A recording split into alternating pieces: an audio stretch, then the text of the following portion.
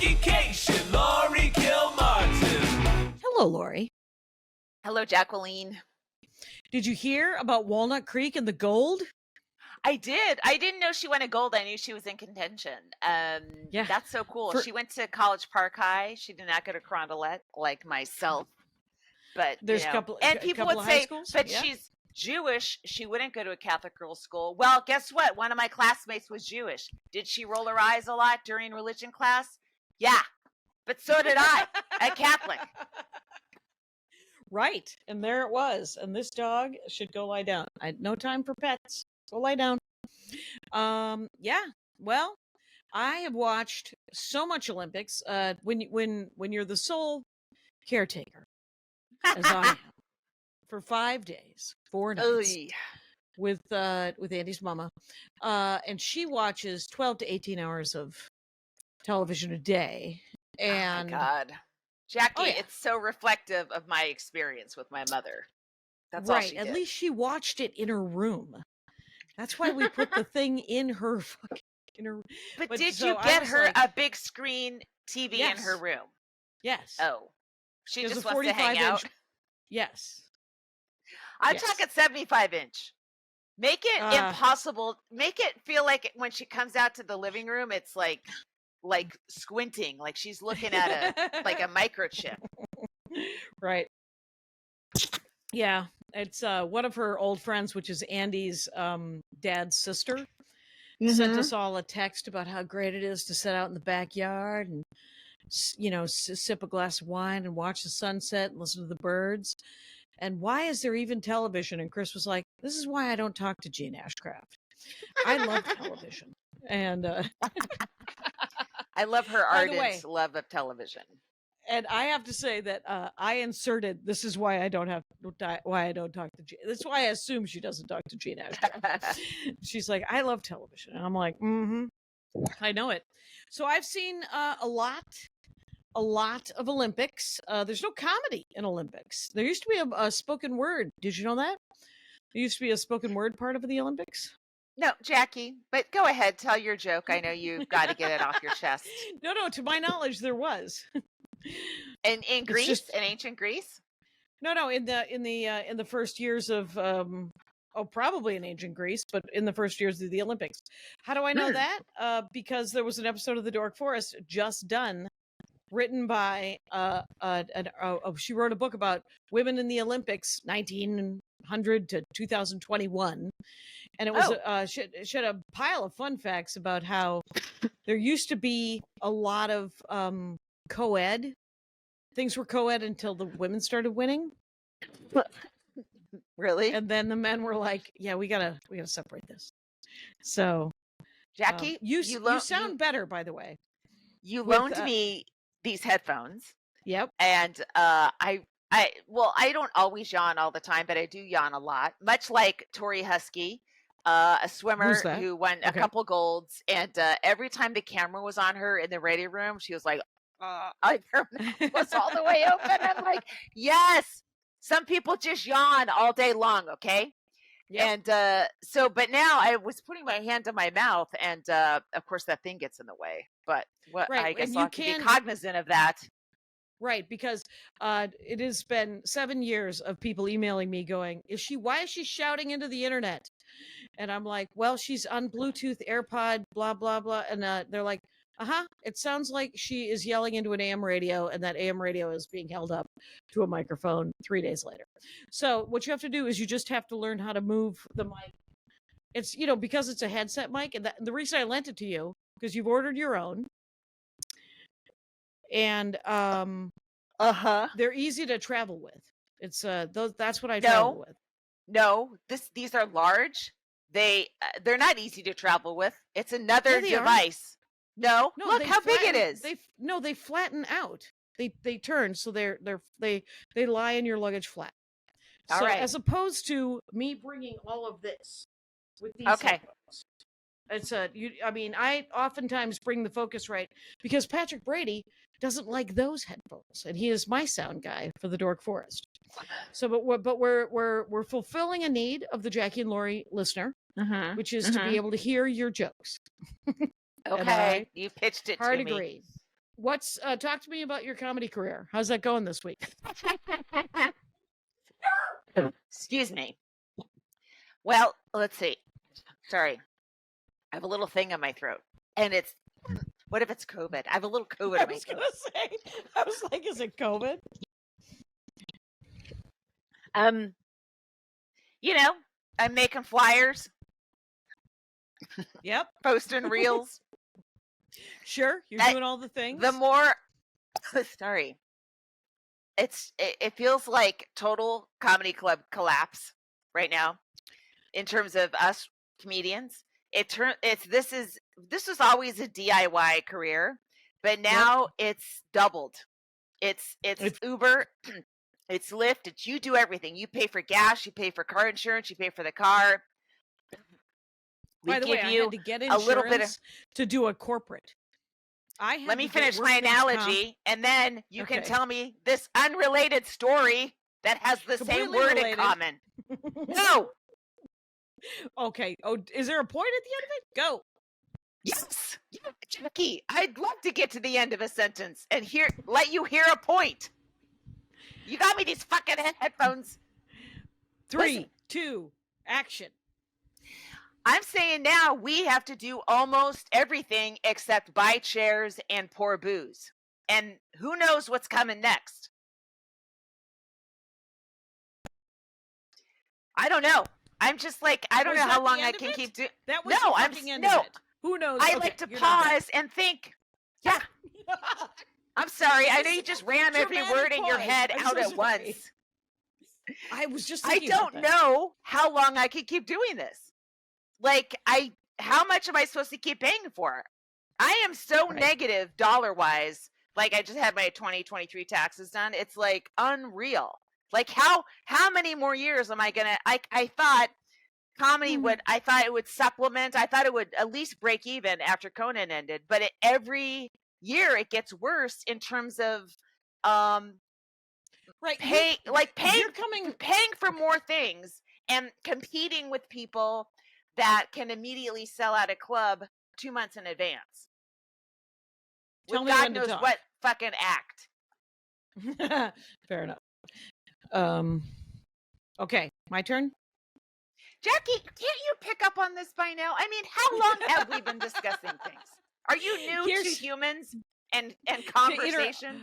Oh, yes. As a matter of fact, that journey continues. Because I was thinking about the silence.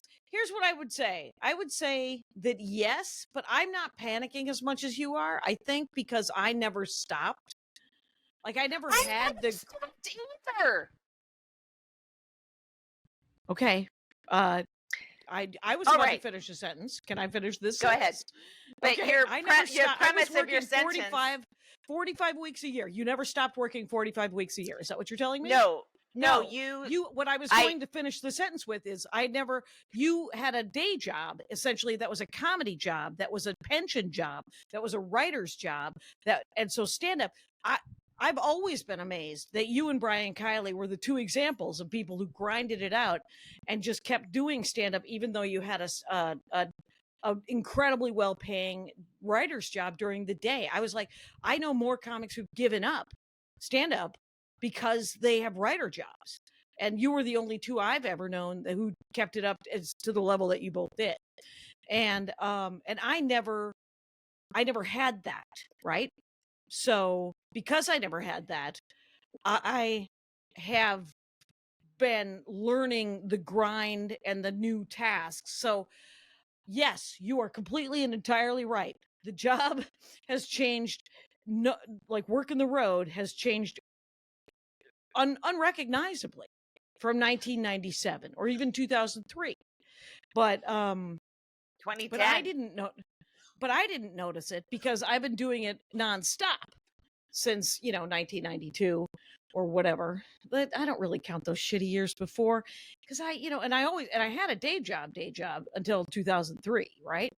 So but I would go on the road and in those days, that 5 years I lived here before I just decided for once and for all to quit my day job in 2003, I would only do the road probably a dozen weeks a year.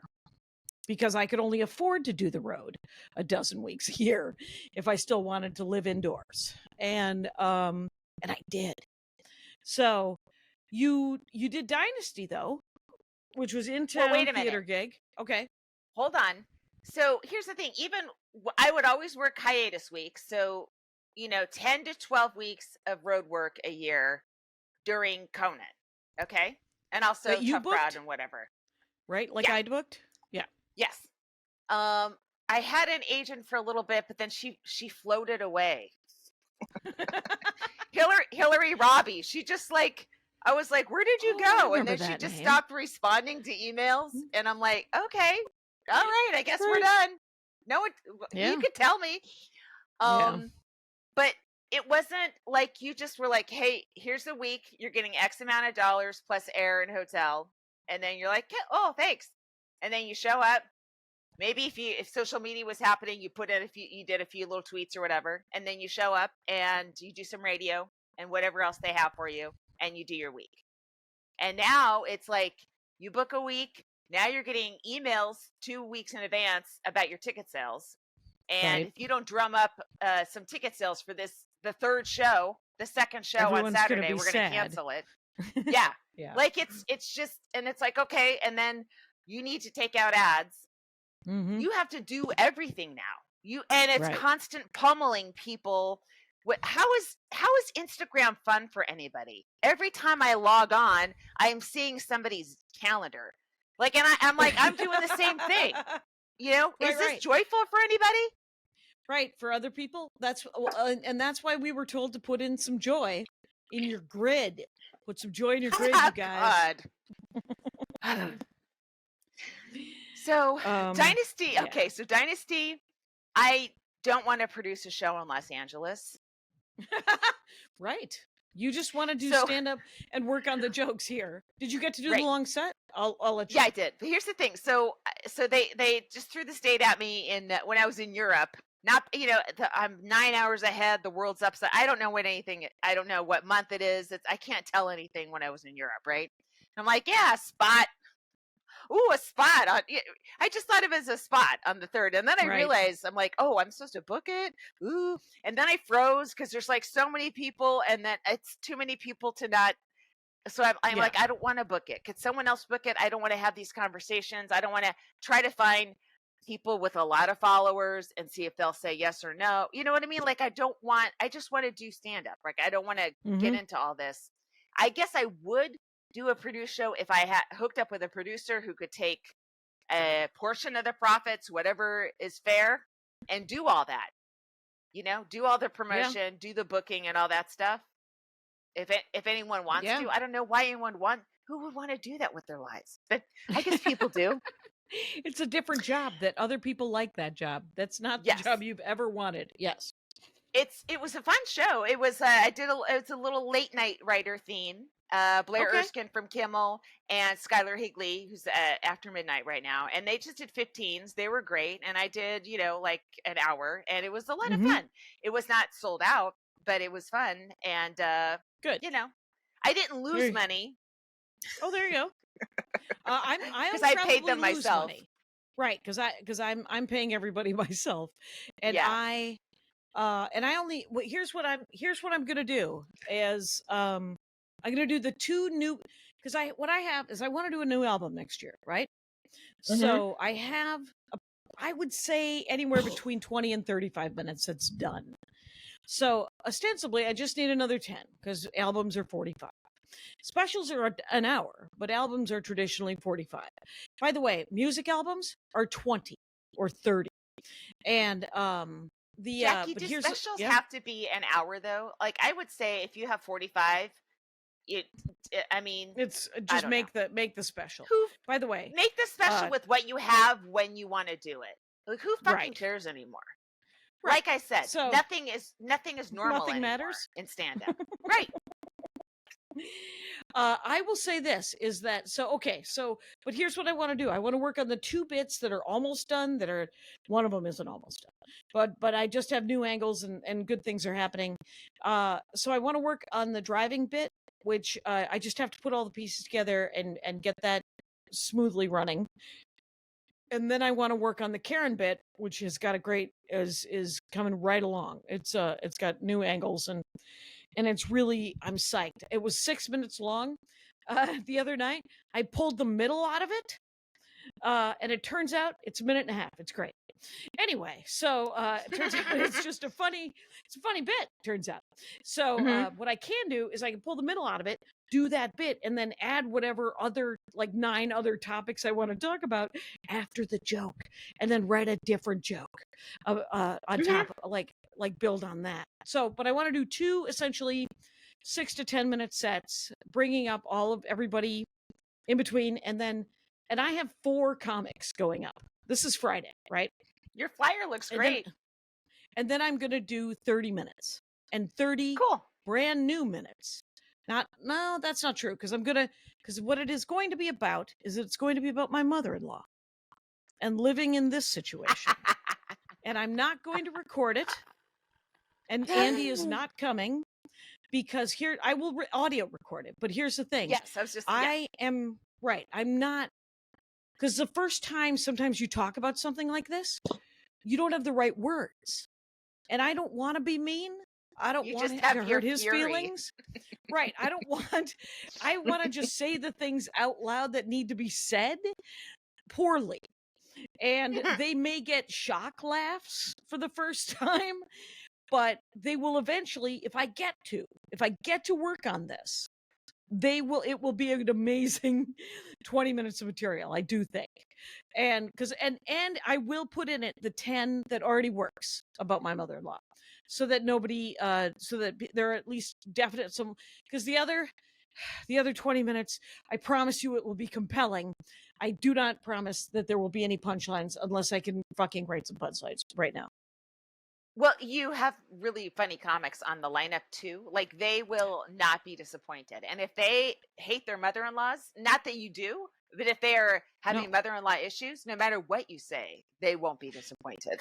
No, I don't think the audience will be disappointed. And everyone has a mother. Everyone knows about stuff. It'll be fine. But I think it'll be great. But and the lineup is amazing. I mean, Anna Valenzuela is the newest comic on the thing, and she's been doing it a dozen years. Augie Smith, who is always a delight. Aparna Nancherla and Dulce Sloan, neither of whom are promoting it, but that's fine. I believe they both have other shows this week, so they are not promoting my show. And then I'm paying them all out of pocket. And so, but I did tell my chiropractor yesterday, and he was like, wait, is it only $20? And I was like, yes, which means you should definitely come. And he's like, okay, all right. And I'm like, did you want to pay more, or did you want it to be prohibitively expensive? The words, whatever. Yes, anyway, I got it. So everyone should come on Friday if they can come on Friday. And I made a joke about, you know how Donald Trump said that he has agreed to a debate on Fox News. Nobody asked him. He didn't ask. That was never in any of the negotiations. I've also agreed to sail the Greek islands. You can fuck right. I've agreed that both of my specials will air on Netflix. That was my tweet. I love it. Yeah. Complete insanity. Yeah. I just finished watching Kamala and Timbo, Coach Timbo, do their rally in Philly. It was great. They're really good public speakers, both of them, and it was fun. Did you watch it all? No. I'll read it tomorrow. Okay. I can't watch any. As much as I like both of them, and I believe them to be sincere civil servants and workers, I did just read a thing about President Franklin Pierce. Did you read that? No. Franklin Pierce was president in 1855, 1858, something like that, right before the Civil War. He was an asshole, right? The worst. He was the reason why the Republican Party became the party of Lincoln. Anti-slavery, it was just because he was an enslaver. He was a Southern Democrat. And such a piece of shit. And this is how I find out, by the way, that my 10th through 12th grade Latin teacher, Miss Pierce, she told us once, she said, that's when they changed how their name was spelled in 1858. I was like, oh, I take it your family's been here for a while.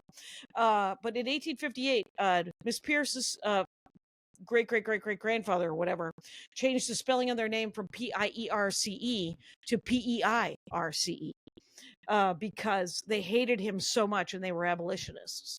Wow. And so I love that. Anyway, but so I learned about Franklin Pierce this week instead of listening to those guys talk. Though though this is a very powerful time in American politics, and I think I saw that a friend of mine sent me that sign that says, "I'm a Republican, but I'm not a fool." Harrison 24, that yard sign. Cool. Yeah. It's still close though. Like we all thought Hillary was going to win. You know, it's still close, and it could still, no matter how much we love this ticket, it could still end up the same the day after the election. We could still wake up like that. They could lose, and the other thing could happen.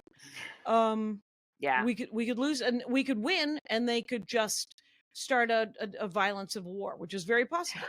But here's the thing: we're not going back.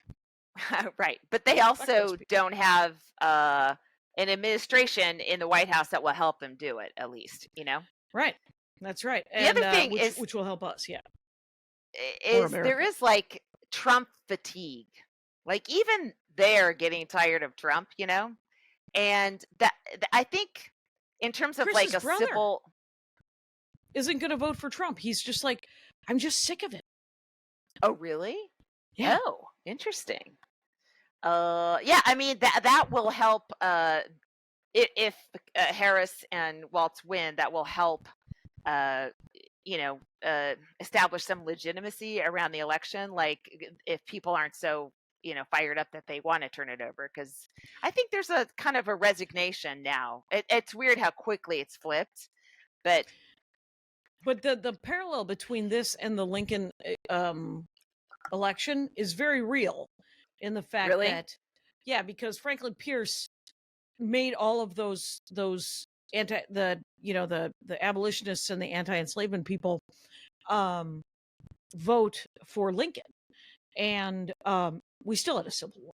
So doesn't mean that we won't have a civil war. It just means that we just have to keep fighting, because there's the civilization is hard. I get it, but screw them and the horse they rode in on. I saw a lot. Yeah. So what do you got for sets? What other shows did you do? Okay, well, tonight I'm at the Comedy Store. Wednesday night I'm at Flappers. Thursday I'm doing The Lost Parrot, which I think you did recently in South Pass. Yeah. And then I'm going to jump over to do like the last set at the Bourbon Room. Tammy Jo has a show there that night. And then Friday I'm at Comedy Magic, and Saturday I'm doing Good Heroin. So I have a nice week of LA spots. Of course, like New York would be like 3 spots a night, right? But this is nice for LA. I'll take it. One a night, bing, bang, boom. Yeah. Right. I don't think I have, like, I did Fable last week and I did Nightcap last week. And and so what my big thing is, so Friday I'm at Dynasty Typewriter over on the east side. What is that? Where is the Hayward? What is that, East LA? What is that? It's right near Wee Spa, so I thought it was am I wrong in thinking that's Koreatown because Wee Spa's I think there? It's too far east. But I don't really know. Yeah. Yeah. And then Saturday I think I'm in Santa Clarita doing a set. And what I really have to do, go ahead. Are you? Is that at the bowling alley? Probably, yeah. Oh, Augie and I did that last week. It was fun. Oh, good. Awesome. It was. Do they have video games? Like, I don't remember. They did have free pizza, but it was, it was fun. It was funner than I thought it was going to be when I walked in. Right. Yeah, sure. Yeah, it was good. It's a bowling alley. And it's always a hard. Andy went to Gen Con this week in Indianapolis. Hilariously, the first time you went to Gen Con is a board game convention, and it is the largest board game convention in the United States. There were, 90,000 people there, and he ran his new role-playing game, tabletop game, which is like Dungeons and Dragons, but for superheroes, whatever. He ran it 3 times. He brought a friend to help him run a 2-table game, and they stayed at a Red Roof Inn.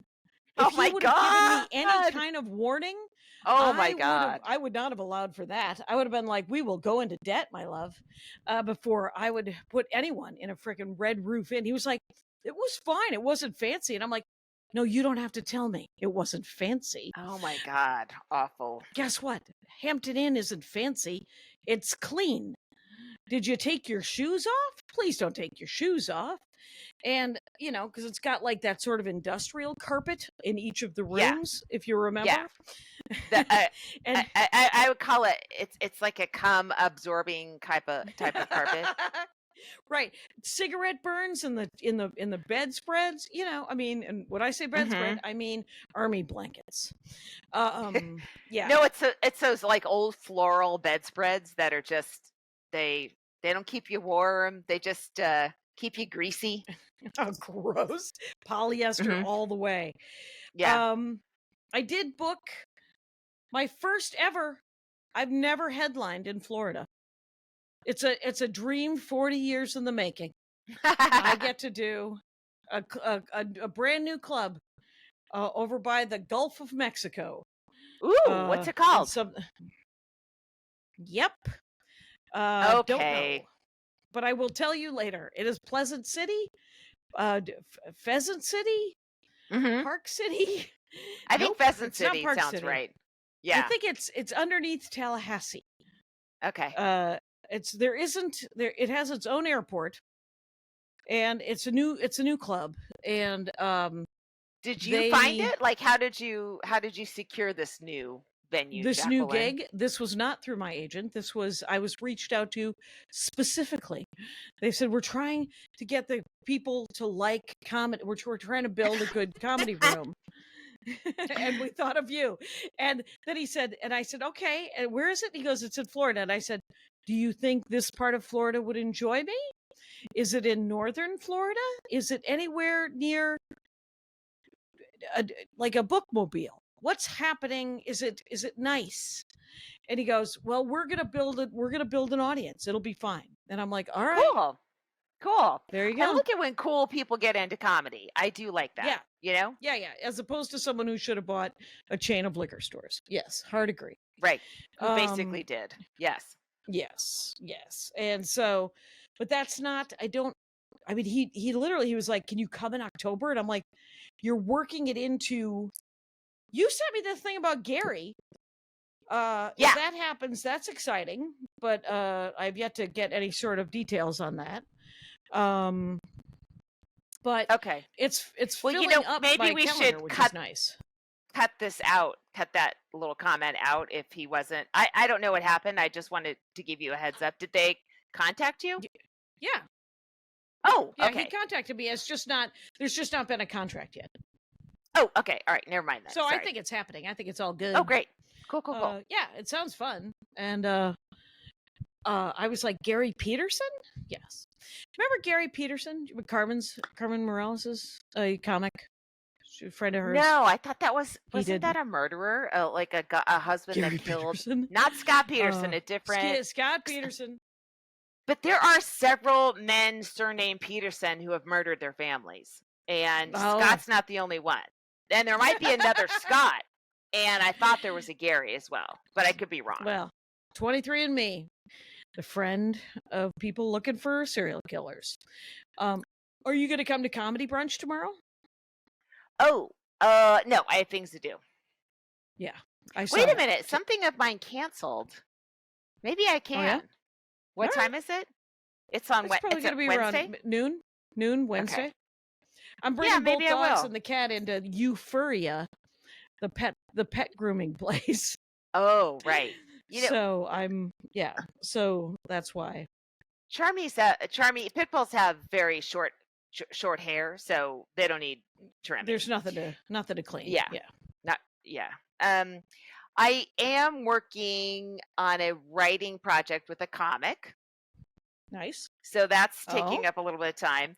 And then this is So remember a long time ago, I started writing a novel. Did I tell you that about my mom and me and our situation? No. And then I did. So I got like, I don't know, maybe 30,000 words in. And then I got to where she dies of COVID and I just couldn't keep writing it. And I was like, I don't know what happened. I mean, I'm sure a therapist could. Yeah. It's just to speculate. Yes. Anyway. So a friend of mine, a writer friend, was like, I think this would make a good movie, your story. And so she kind of read what I wrote and she incorporated it into a story that's kind of inspired by a portion of my life. So anyway, she sent me a script like 2 months ago and I've been like, I can't read it. And then I finally, I'm like, oh, this is good. Oh, good. So we're kind of working on that too. So now I have these two little projects. My son, I'm kicking him out of his bedroom and I'm taking his bedroom for an office because one thing I need. Wait, do you have 3 bedrooms?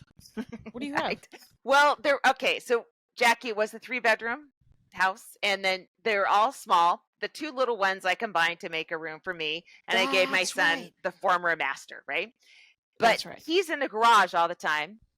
And so he's going to take the garage and then I'm going to have an office. And I get a big wall to put up note cards and to look at things visually like I really need to. And he has that whole space in the garage where he does, which is supposed to be mine. But again, it was taken over by males. The males when they were. So you might as well abandon it and just go. I guess you could all be there, and then you can have the house, and he can have the little house, essentially. Yeah, I mean, there's just the one shower and stuff, so it's not like it'll be more of a, Yeah, it's a suite. It's more that I'm taking his stuff out of the bedroom because he sort of lives wherever he lives. He hovers, he sleeps on couches. He's very much like my dad. He'll just sleep on a couch with the dog. Huh. All right.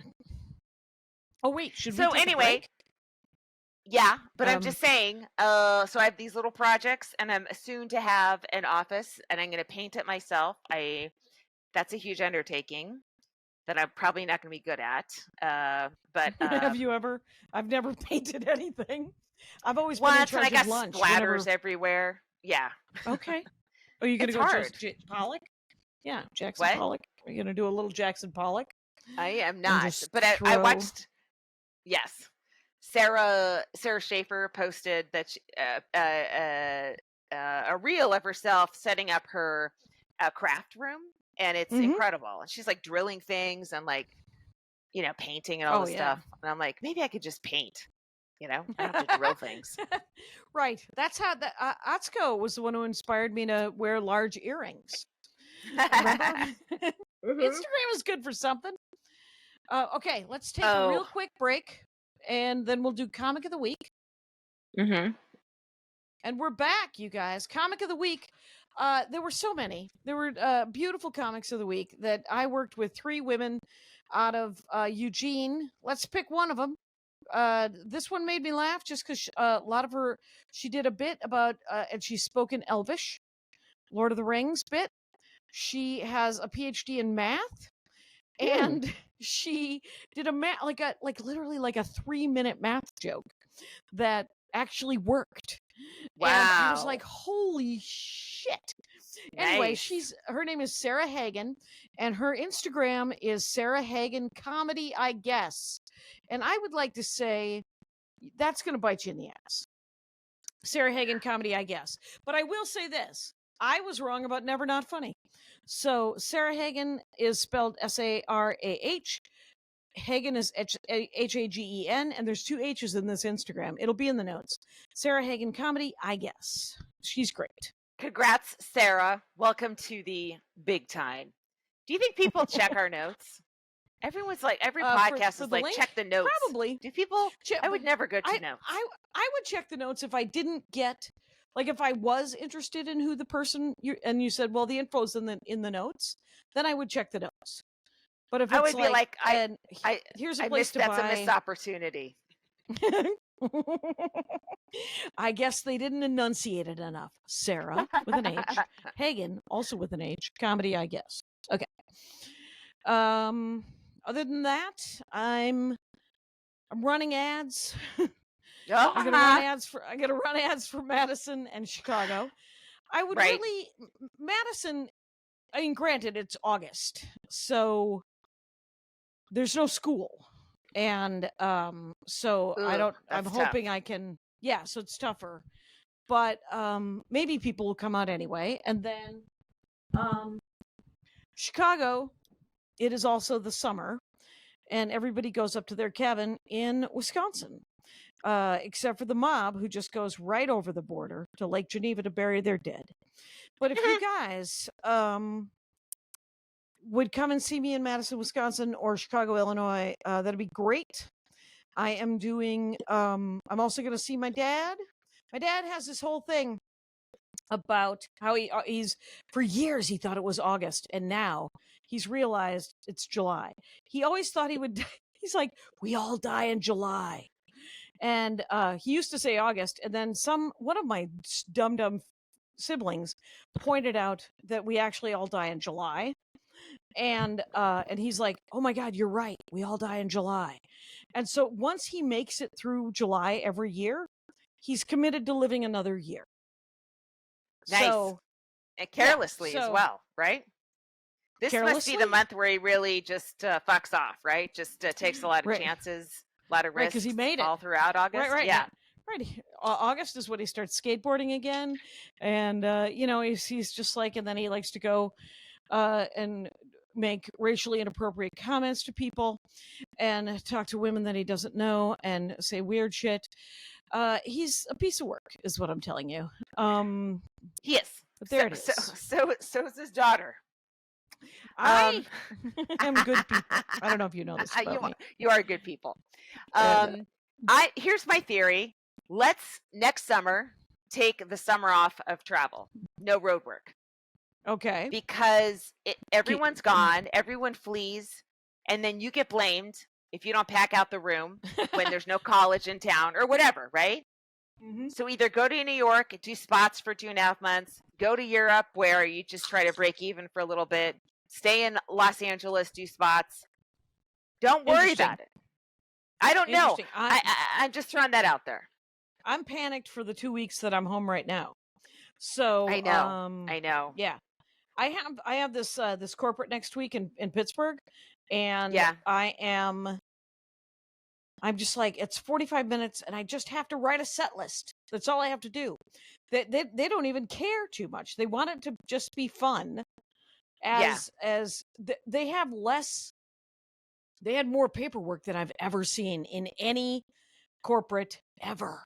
Like work. I had to use an app called WorkSuite, SUITE. I had to get my own workman's comp insurance to do their gig, which cost me over $400 for 1 day.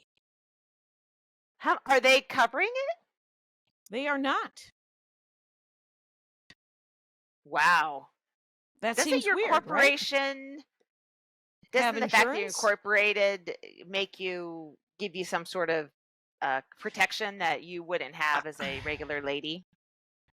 I think maybe, but I do know that it hasn't, like, it didn't stop that creep last several years ago. Oh, right. Who cornered me into suing me. But but I did try to get workman's comp insurance, and they said, oh, we don't do that with comedians and musicians. The label does it, I guess. Like, I don't really understand. All I know is that they didn't have, like, I was like $400. Maybe that's what it is for the year. If I tack it onto some other insurance. Yeah. But it's $400 for one show, and there is no insurance, I guess. Or at least my provider didn't have an answer. Anyway, so I did it.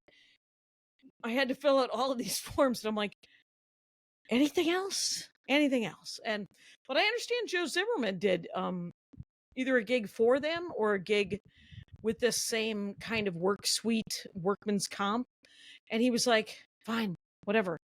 And it pays well. It pays pretty well for a corporate. Mm-hmm. But I'm more worried about the. I got bogged down in the money part of it, but I'm more worried about the 45 minutes. I just got to write the set, and then make sure that I've got the set list in my head. So because that'll be fine. And well, that is weird. So the reason I went nuts when you said you implied that I took off comedy was that my manager sent me an email and I was like complaining about this stuff, and he goes, "This I liken it to," and then he had some actor who didn't work for 10 years and came back to streaming, and I'm like, excuse me, I worked every single night. Believe me, my son is complaining about it now that I wasn't there for his childhood. I worked every hiatus week. I frequently did a red eye out on Friday night, did spots in New York, came back on Sunday. I did that like once a month, and I still do it. And although it's not the same schedule because I'm not working too, but like it was exhausting to remain a comic. It was exhausting. And so I get really annoyed when people imply that I took off, right? Or I stopped. I never stopped ever. You never stop. And then when I explained what I meant about something else, not stand up. I mean, seriously, I never knew how you had the energy. I remember Brody Stevens when he first got that warm up gig. Yeah. And then I would see him do stand up after like days that he did the warm up gig. And I'd be like, I couldn't talk. I've done warm up twice. That was something that someone tried to, they were like, it's good money. You should do warm up as a career too. And I was like, okay. And then I tried it and it was a fucking nightmare. I'm not a rah-rah person, right? I mean, I can give you a pep talk. I'm not a non-cheerful person, but I don't want to just be like, it's so much energy. It's such a very specific gig doing that warm-up work. But I did remember when Brody Stevens sometimes would come from that gig, his stuff was so angry and dark for the first like 2 or 3 minutes because he wasn't allowed to be angry or dark. Yeah. When he's doing warm-up for whatever he's, the 3 shows that he was working on, he had to be rah-rah. And I was like, oh, that's why I don't do it. That wasn't why I didn't do it. I didn't do it because it was exhausting. You worked like a writer's job all day long, and then you would come home and then go back out again and do touch base. So then do yes. I did that before I had a kid too. I worked, I would MC at the Cellar and then go to Tough Crowd at 10 in the morning. And, so I never wanted to lose stand up because I always felt like once I stopped, I would never start back up again. So I never stopped. I just for once I started having writing jobs, I wasn't working 40 plus weeks a year. Before that I was, before I moved to New York, I was. So, anyway, so I explained that, I think in all caps to Bruce. And he was like, noted. Thank you. That's it. That's all you want. Literally, can you hear me? And why do I have to shout at you with my capital letter lock? So, but I got an email that was Stuart Lee's new special on it. Stuart Lee, one of my very favorite comics of all times. I worked with him for a month in 2005. He's British. In Australia. Yeah. And we did 4 weeks on the road for the Melbourne Comedy Festival. Yeah. Fun. And he has written a book about stand-up, actually, that I only read because Hart Kondabolu told me that I was in it. And so I read it. And so I started it thinking, I'm just going to look for my name. And then I started it, and it was fascinating. He wrote essentially out his hour in he just wrote out his hour verbatim, the transcript, asterisks, footnotes, annotations, a glossary, an index. I mean, insane that this book was, it was fascinating. And he wrote it out twice. Like he did his hour, and then he did his hour again. And this book is genuinely like it's sort of, they always say masterclass in stand-up comedy. It is at least a class in stand-up comedy because his stand-up comedy. If you haven't seen Stuart Lee, I have. This is the closest. Do you think I'm right? He's sort of Andy Kindler and Bill Hicks. Yeah, I could as far as American comics. That he like if there were one person, because Kindler is he's very industry savvy and political, right? And he does industry and he does politics and he does a lot of self-referential kind of stuff. And then Hicks was very, very insightful and a little sillier and so he has long hated smart. Russell Brand, which is he had a premonition about this guy because Russell Brand was kind of cool for a little bit, right?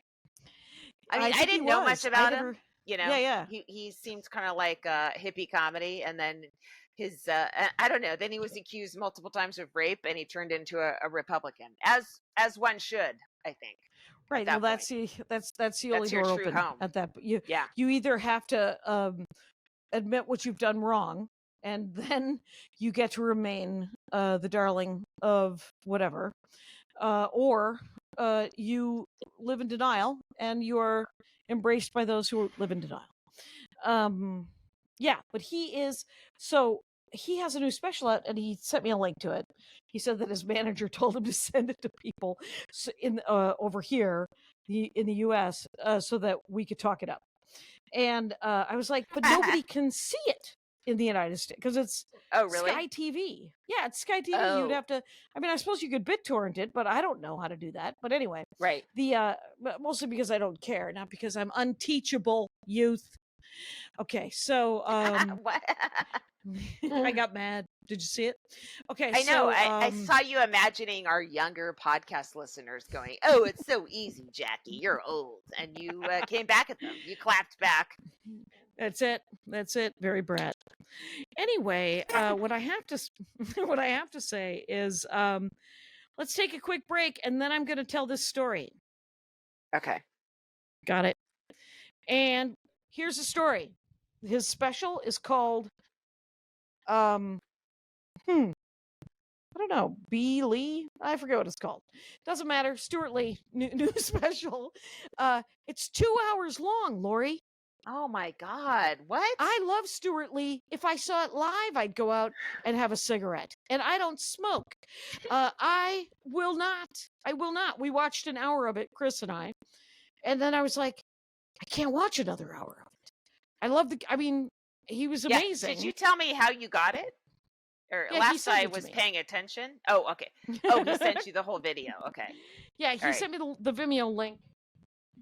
Oh, and Vimeo is worldwide. Yes.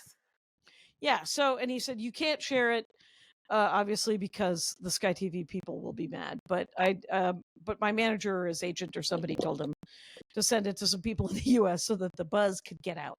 And I will say this about the buzz: it's hilarious. It's very, very, very funny. Even though I don't know the local political references that he's obviously referencing and the town that he is clearly referencing. Yeah. It doesn't matter. It is, I get the impression of who those people are. Some of them are dumb. Yeah. And that town is clearly a working class town. And but it was so funny. I want to watch the other half of it. I just don't know how. I don't know how to start it again. Well, I am struggling. This is not your fault. I did not get enough sleep last night, and I'm getting the afternoon pull to to the bed. Oh, are you hitting a wall? Like, this is normally a nap time, a little rest time, right? The sure. Time we're 3 to recording 5. This. 3 to 5. Yep. And now because I'm exhausted, that's why I'm just moving so much. I'm just trying to stay upright. I'm drinking my second caffeinated beverage in an effort to stay awake. I dropped off the swag bag. Swag bag from Virginia. I said it's too hot. You didn't care. You went out of the house. I did want out of the house, so I was just doing a lap, and we watched some women's soccer, and then there was going to be a lot of basketball, and I was like, taking a lap. I'm good. I don't need to. Though I did see an interview. I saw an interview with one of a 22-year-old basketball player, Edward. Whatever. He could not have been more charming. He was such a charming young man, and Aunt Jackie, seal of approval right there with that kid. And yeah, I don't want to see sports that are already pro in the Olympics. This is, to me, I liked, they're this close to bringing like American style football to the Olympics. I like sports you don't get to see that much. I love all the swimming sports, synchro, everything, or whatever it's called, artistic now. I love rugby. I don't get to see rugby. Even soccer's not like big money for women, at least. And all the track and field, like I love all that shit. I don't want to see basketball, either gender, like you guys have enough. Yeah. I mean, I don't know. I mean, I don't understand what they do off season. I mean, I know tennis is professional, so they can make a living. That too. And volleyball, they can make a living, and soccer, they can make a living. Not a good one, but I mean, these are not. Tennis also, yes, we get it. I just saw you at freaking Wimbledon. Now I got to watch it at the Olympics now. Please take a week off. And the horsies, I watched a lot of the horse ones. I thought it was hilarious that it was at the Palace of Versailles, because it was just like it was rich people doing rich people things with a rich people backdrop. It was the richest of rich people, and look at those rich people horses. And then I know the horses were gorgeous. Yeah. It's such a wealthy sport. Like Bruce Springsteen's daughter is really good at it, apparently, and Princess Anne won a medal in the Olympics a bunch of years ago. And yeah, it's so funny. It's like so many other sports are accessible to everybody, but absolutely not anything horse related.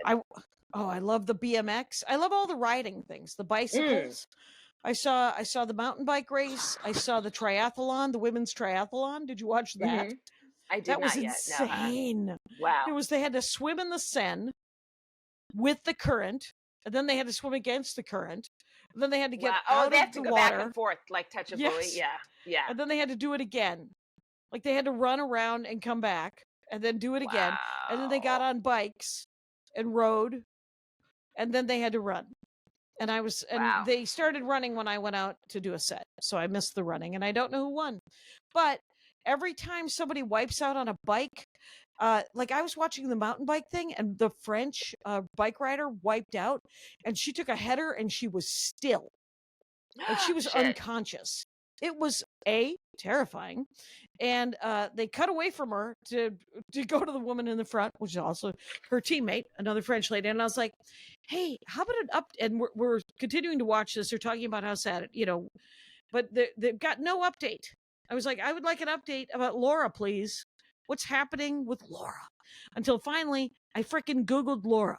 She's fine, but they did have to take her off the field on a stretcher to the hospital because she was unconscious.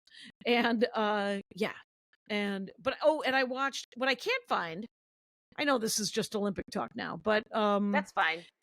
The medal ceremony with Simone Biles and Jordan and the woman from Brazil, Rebecca Andrade. Yeah.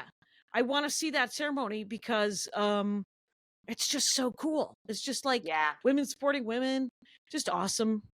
And super great. You know what was a heartbreaker was in the swimming, women's 200 IM individual medley. So our woman Alex Walsh I think she was seated number 1. She's definitely seated pretty high. She was either lane 4 or 5. And there's a back to breast turn that's kind of tricky. And you're supposed to stay on your back while your hand hits the wall, and then you flip over. And she flipped over before her hand touched the wall, and they DQ'd her. But here's the thing: so she disqualified. Yeah. So she finishes the race. She gets 3rd in the race. She's looking up at the scoreboard. 3, probably not what she wanted, but it's a medal, right? And then it flips to DQ, and they have the camera on her during the flip. And I was like, right. We don't need to see this. This is right. Her it being was sad. her only event, you know. So did you see that Bobby kinda, Fink thing? Did you see the 1500? No, sorry, that was, I mean, he has one too. But no, that was a great 1500. That was really cool. Yeah. We Chris and I accidentally watched all of the last day of swimming. Oh, okay. Yeah, just because it was Chris put on live whatever was playing live, and it went from one swimming event to the next, and I was like, Laurie would watch this. I'm gonna watch this. And then we saw it, and it was great. The woman who won, the Swedish woman who won the shortest. Oh, the 50 and the 100. She won both of them. Yeah. The 23-second or the 20-second race. I was like, so the race starts. I turned to Chris. I'm like, how long do you think this? Oh, it's over. Wait a minute. Incredible. I was like, why is it over so fast? Anyway, so that was wild. She's great. She's great. So I left Chris watching water polo, and I'm gonna. I think I'm gonna. Oh yeah. Oh, good for us. Yeah, the American women advanced to the semifinals. Oh, cool. We watched 2 soccer games this morning. The Americans advanced to the gold. The women's. We didn't last time. The time before was with that woman who told Trump, "We're not fucking coming to the White House." She made me laugh so hard when she said that. Rapinoe? Yeah, in 2020. We're not fucking going to the White House. I was like, oh, we're never going back. That's what I'd like to say. Anything you want to plug before we call it? Sure, Jackie.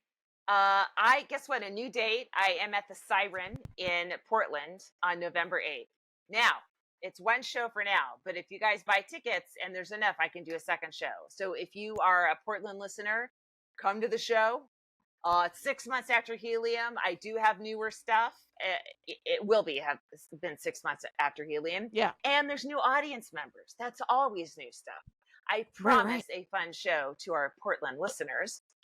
Yep. And I'm at the Comedy Plex in Oak Park, Illinois, November 15th and 16th. That's in a suburb of Chicago. Wow. Come out for that. That is a new date. That's a new club.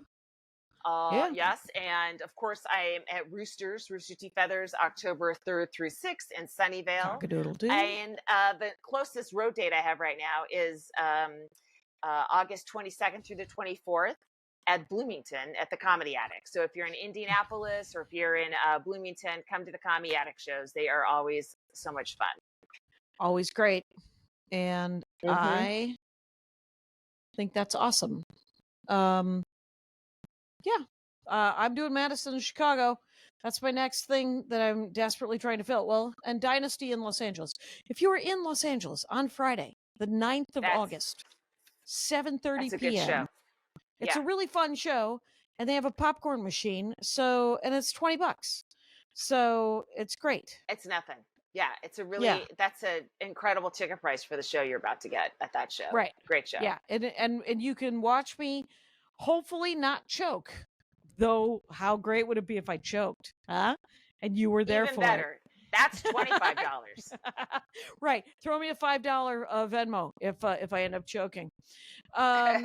It's been great, Laurie. I think we're a minute from being done with an hour, but we're real close. I don't have any more words. Please let me sleep. Good night, and take care of each other out there. Okay, bye.